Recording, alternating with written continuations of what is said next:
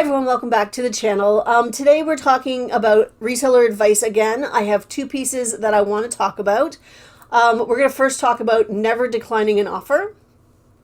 And then we're going to go to list, just keep listing. That's what we're talking about today.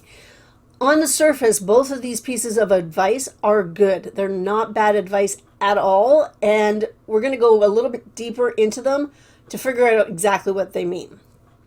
So number one, never decline an offer. Okay, so a couple of things first.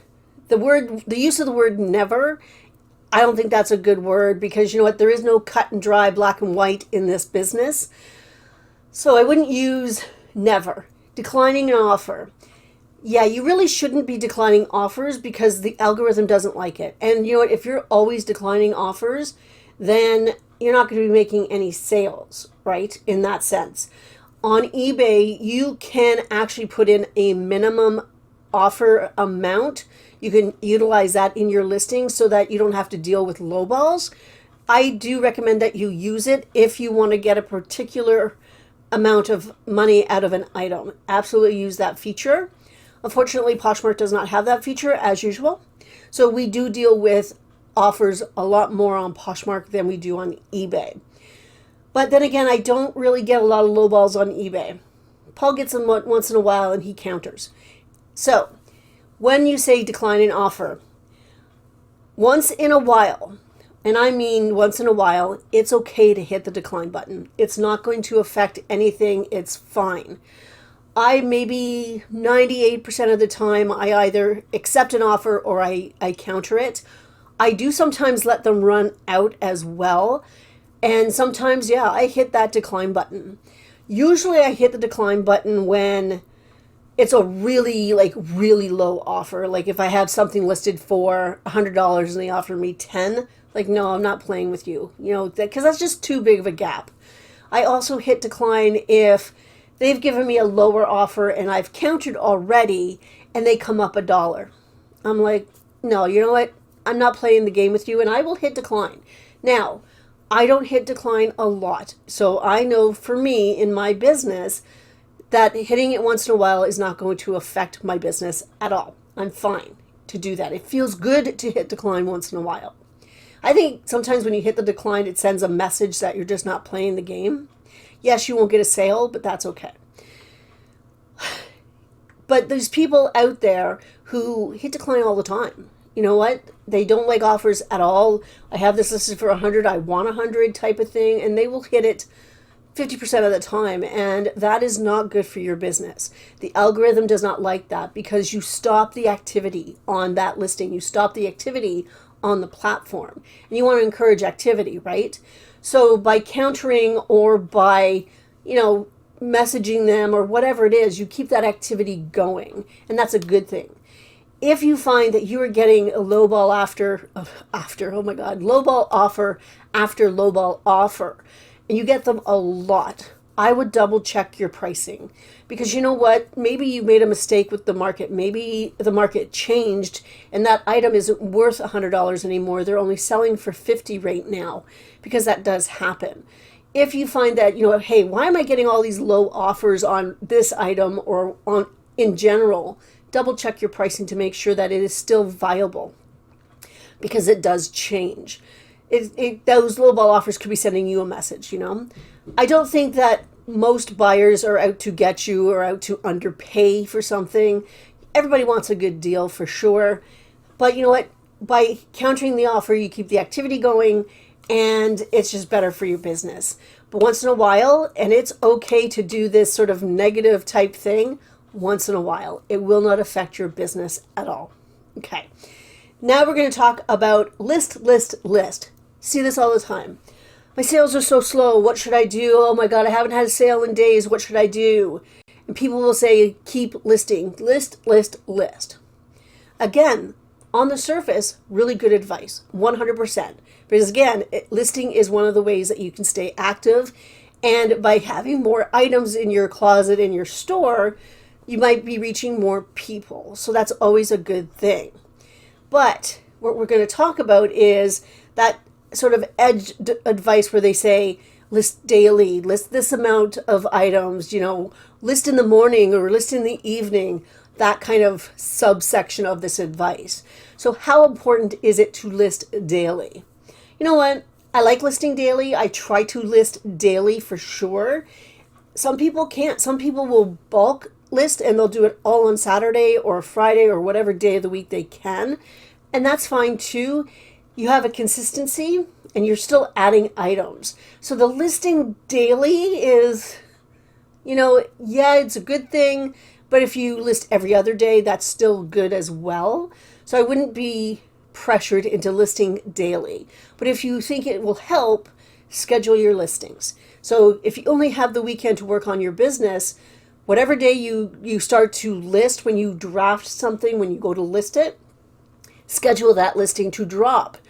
One on Monday, one on Tuesday, etc., so that it seems like you're listing every single day. So that's a really good tool that you can use if you don't have the time to actually list every single day. Schedule your listings. People that say you have to list 10 a day, 20 a day, 40 a day, whatever the number they say, that number is arbitrary. It's up to you. It's up to what inventory you have, what space you have. I would love to be able to list 50 a day. No, I wouldn't, because that's a lot of work. But I don't have the room to store all that stuff.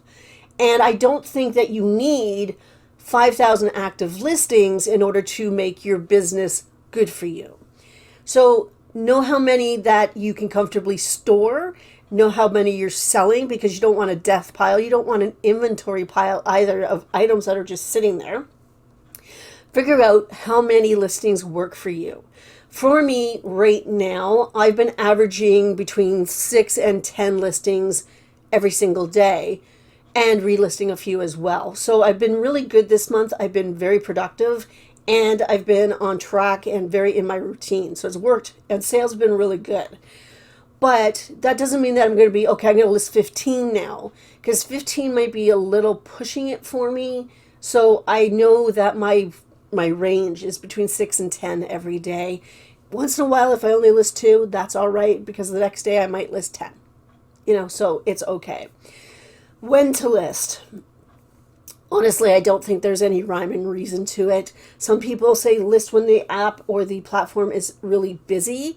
But like on eBay, we ship across the world. So it could be 3 in the morning here, but it's 3 in the afternoon in Australia or whatever the time difference is. So I don't think on eBay it really matters all that much.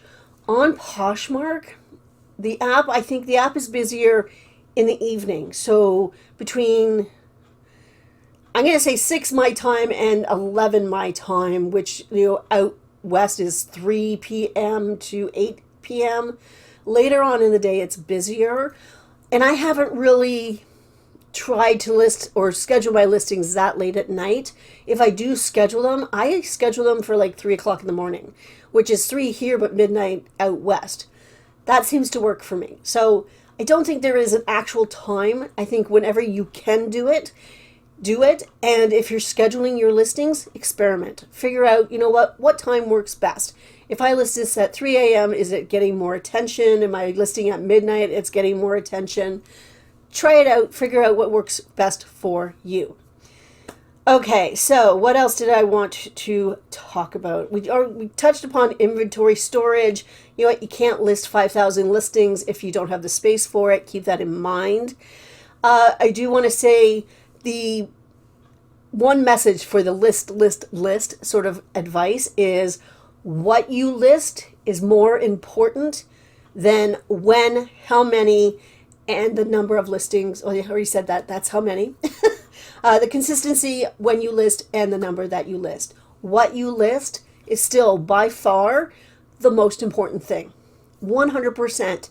Because you know what? You could list 1,000 of these. Now, this is a really nice low crystal. It might sell. But in general, you can list 1,000 thingamajigs and nobody wants them. So, you know what? You'd be better off listing 10 whatchamacallits instead, because they will sell. Check your sell-through rates when you're shopping, when you're sourcing, because they will tell you whether something is in demand or not. Check to see if the market is flooded with that item, because that makes a difference as well. So yeah, what you list is more important than anything else. So absolutely, you can decline offers once in a blue moon for sure. It will not hurt you at all. It might actually feel good. And listing, absolutely keep listing, keep the activity up. What you list is more important. So that's it for today. I hope everybody has a fantastic weekend. It is Easter weekend, and Paul's actually out at an estate sale. It's Friday. We don't get estate sales here very often, so he's gone about half hour away to go to an estate sale, so I'm excited to see what he gets. I didn't want to go. I had other things I had to get done. Other than that, we're not really doing much this weekend. It's going to be a beautiful weekend. I might start cleaning up my backyard a little bit. We'll see. Anyway, everybody have a fantastic weekend. I'll be back on Tuesday. I might do a haul, but I might do what's sold. I haven't decided yet. We'll figure it out when we get there. Bye, everybody.